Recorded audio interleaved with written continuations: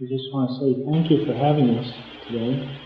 I know a number of you had to change your schedules and travel a distance, and we thank you for being here.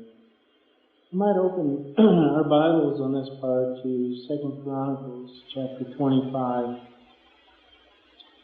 and verse 2.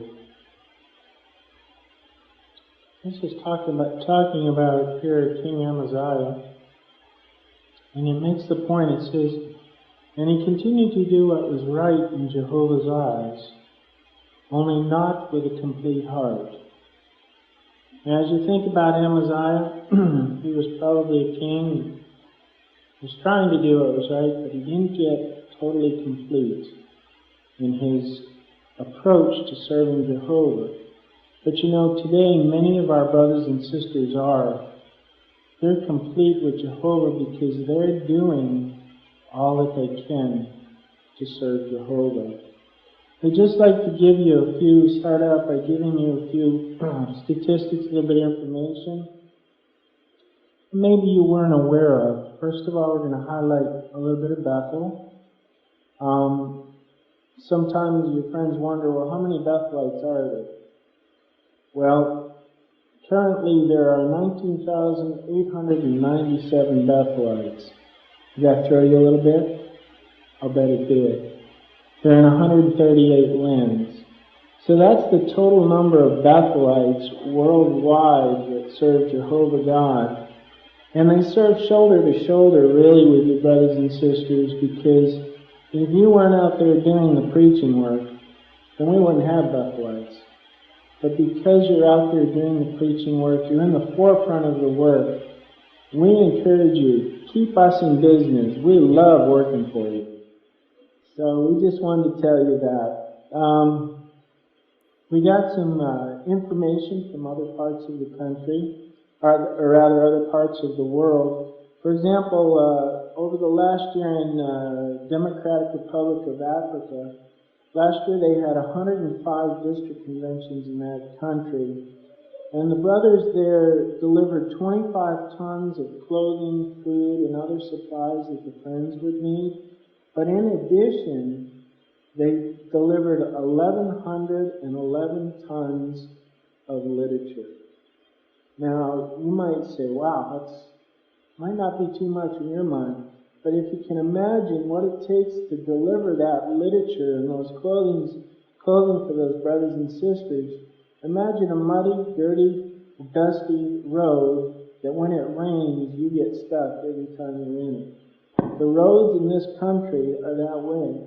So it's quite difficult for the society and the brothers to deliver these supplies to the brothers and sisters. Many of these places don't even have roads.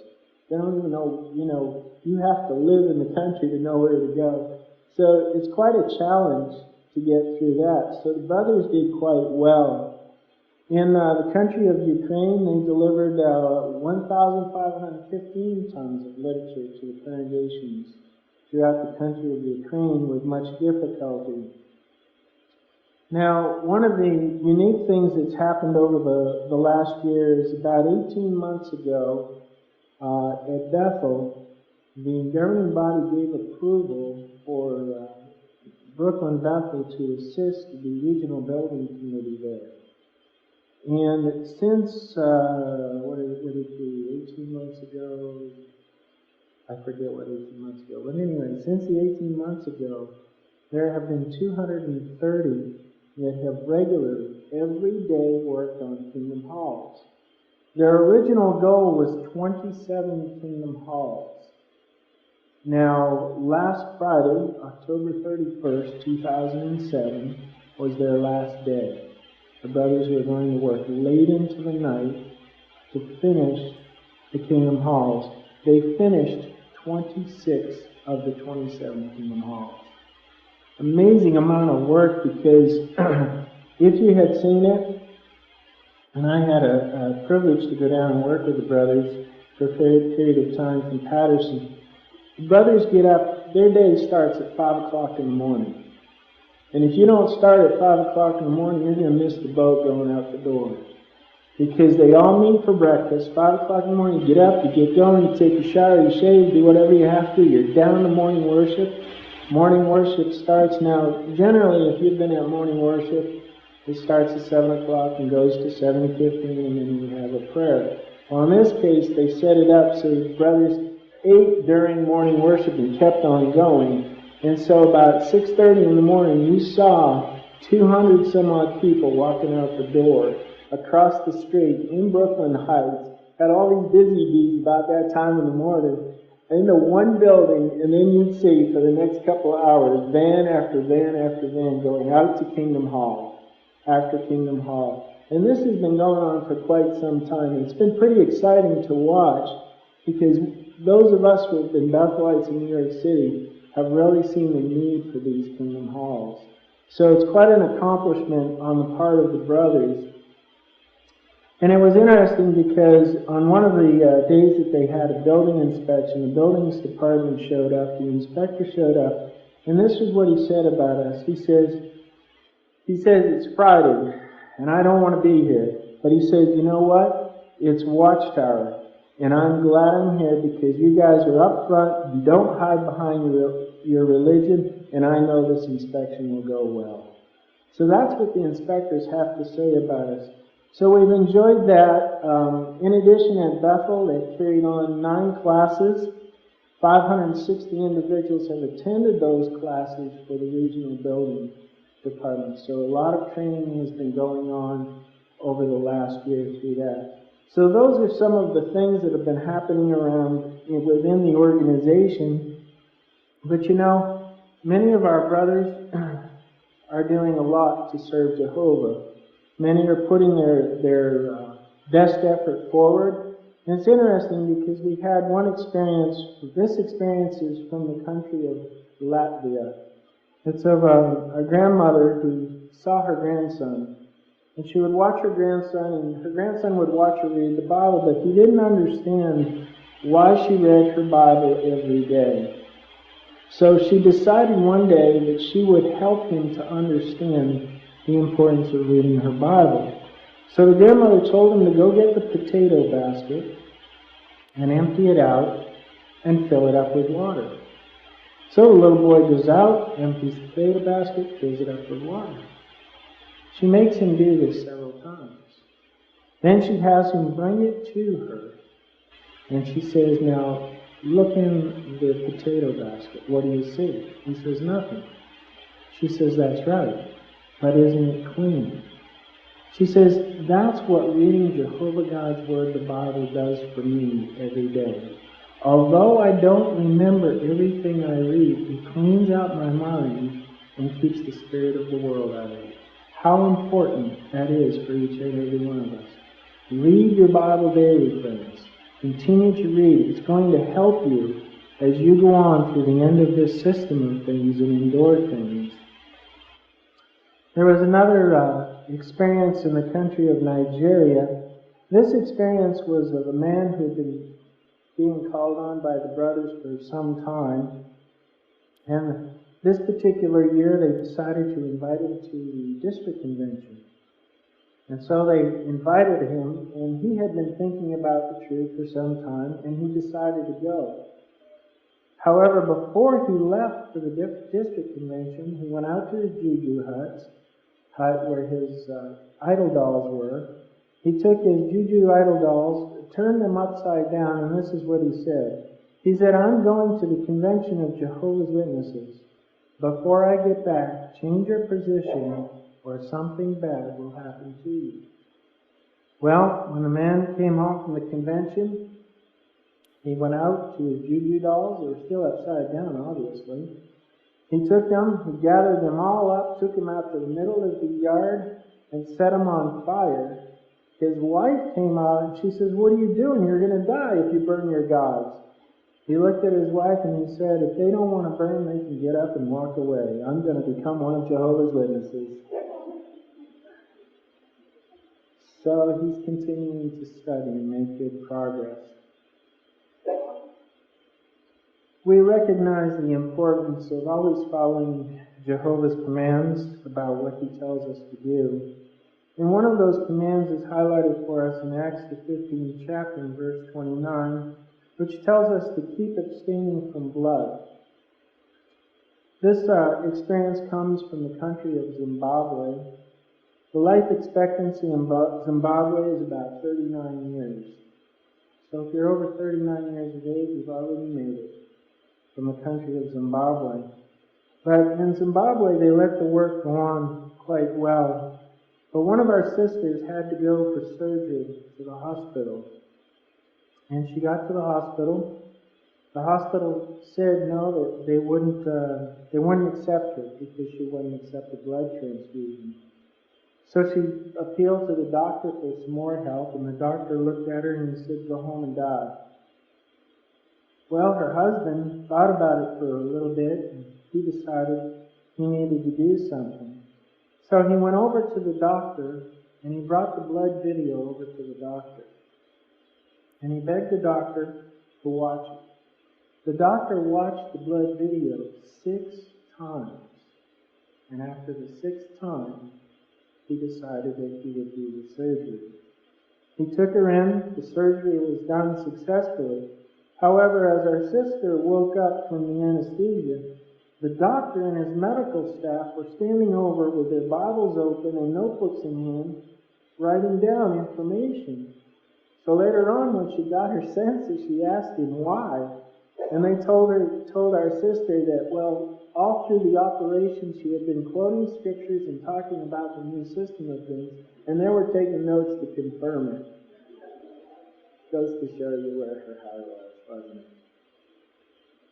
Really, this helps us to see that many of our brothers really do love Jehovah, don't they? They're putting their best effort forward.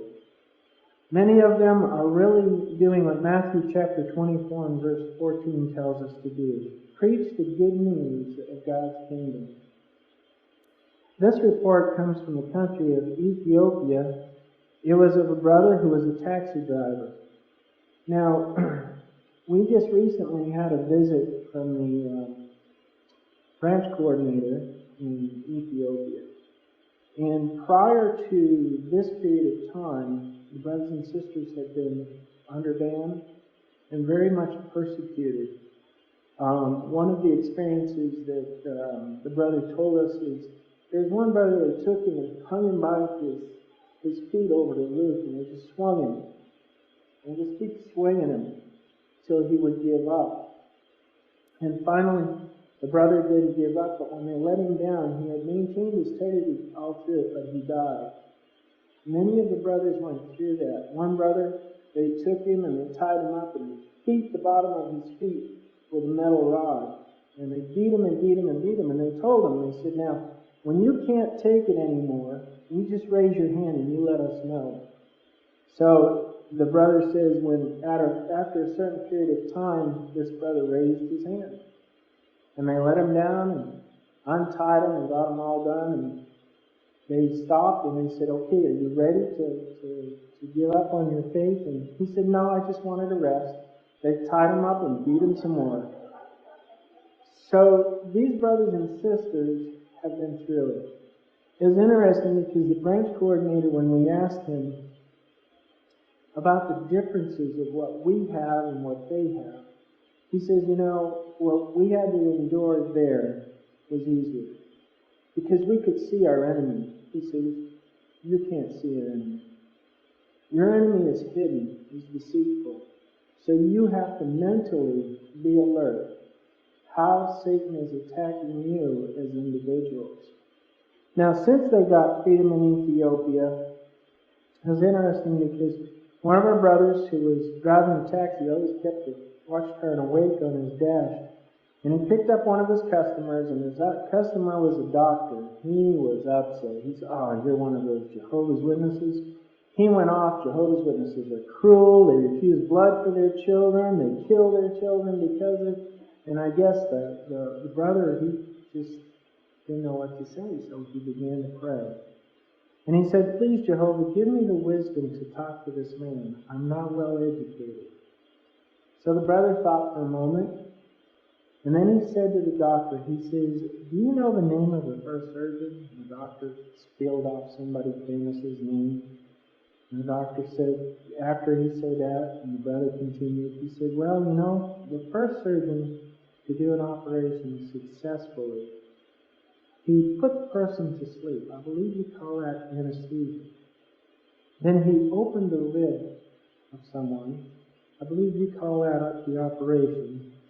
And then he closed the rib back up. I believe you call that stitching. It was God that did the first operation. And He commanded us not to take blood. Don't you think we should listen to Him? And the doctor got out and he rushed off. Well, in the meantime, they picked up other individuals and they continued on with the discussion, and we had a fine time with that. So it demonstrates that our brothers and sisters are willing to preach anywhere in the world, aren't they? They're willing to give a witness. We should be always. John chapter 5 and verses 28 and 29 tell us, "Do not marvel at this, because the hour is coming in which all those in the memorial tombs will hear His voice and come out. Those who did good things to resurrection of life, and those who practiced foul things to resurrection of judgment." The following experience was of a woman from Myanmar. And it was with our sister who was witnessing to a woman who had lost her husband. So the sister decided, well, I'll talk to her about the resurrection home. The woman says to the sister, "Oh, no, I don't want that man to be resurrected. He's rude and bad." Sister went on to explain to him that with education and the new system that he would change. The woman is now studying and telling others about the resurrection hope. 1 John chapter 5 and verse 1 John chapter 5 and verse 3 helps us to appreciate that what the love of God means is that we observe His commandments. What's involved with observing God's commandments?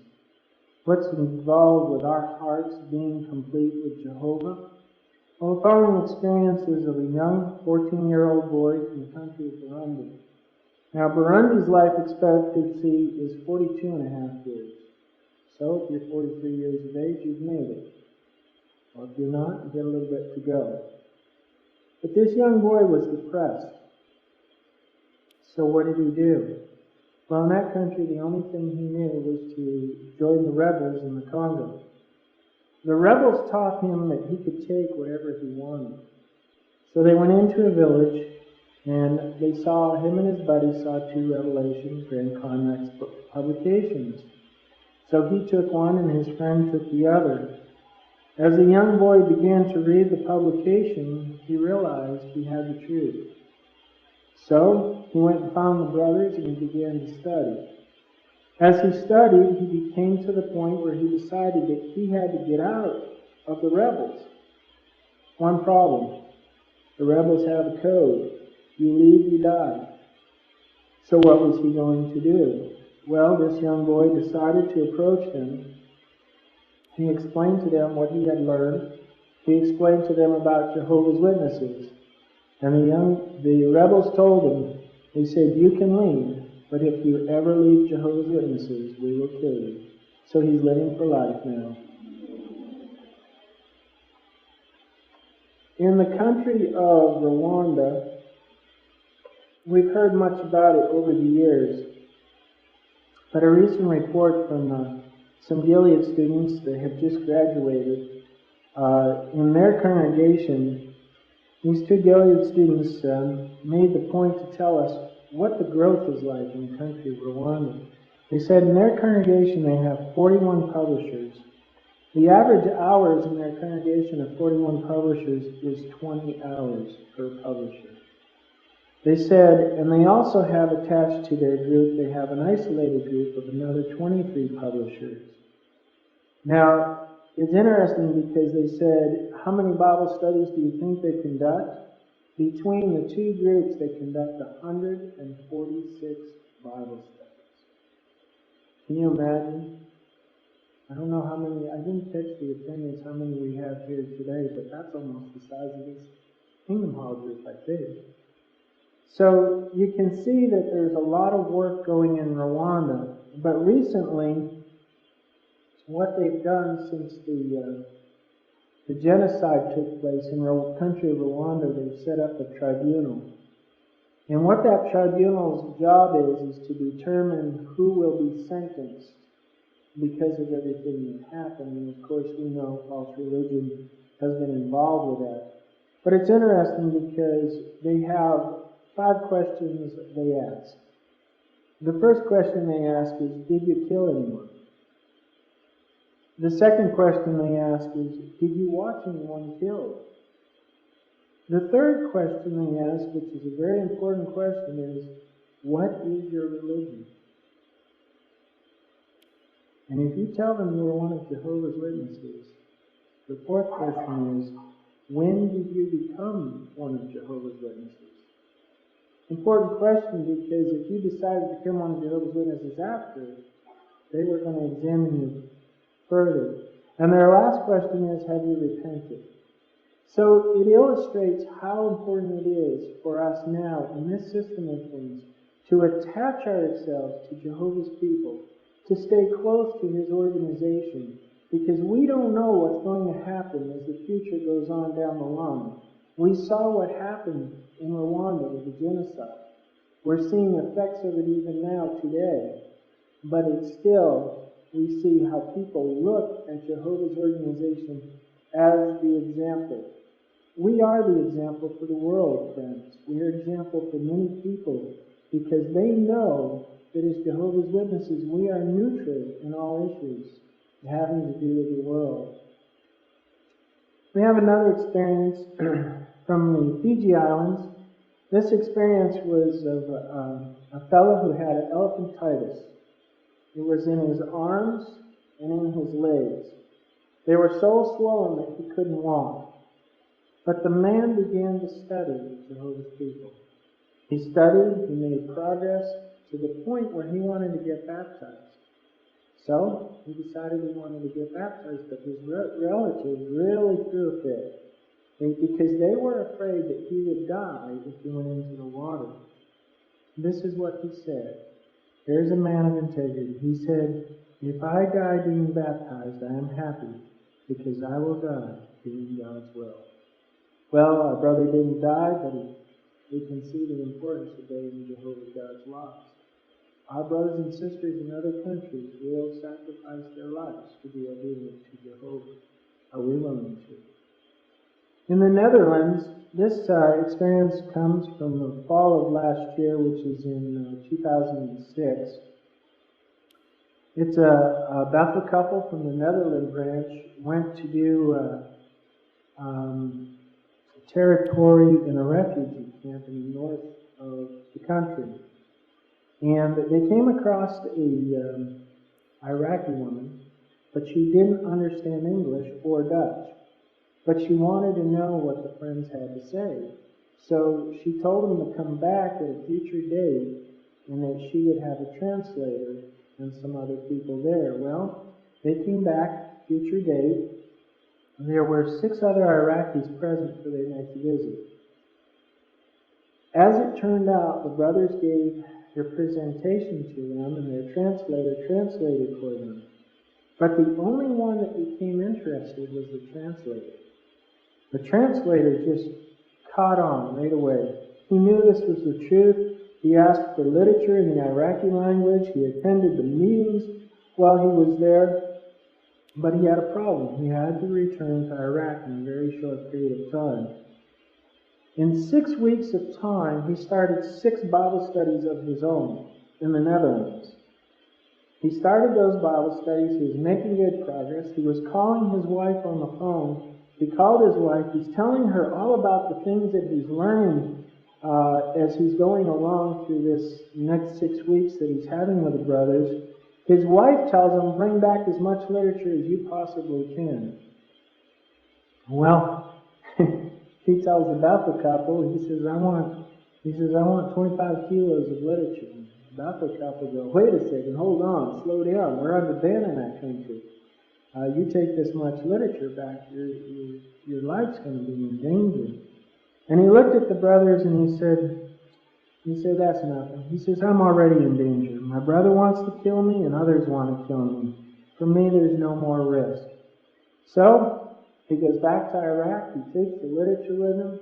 He starts 14 more Bible studies. Now the Bethel couple, what they have to do with him is they're emailing him instructions on how to conduct Bible studies.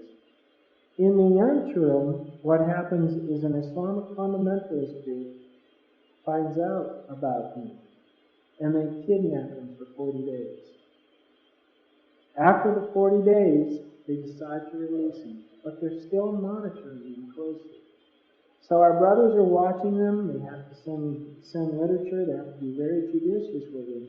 But you can see there are individuals, even in countries such as Iraq, that want to know the truth. In conclusion, I'd like to encourage your friends to turn your Bibles to Psalms chapter 22. And there in Psalm chapter 22 and verse 26, you'll notice it says, "The meek ones will eat and be satisfied. Those seeking Him will praise Jehovah. And may your hearts live forever." Friends, this is our prayer for you. May your hearts live forever. May you continue to serve Jehovah with a complete heart.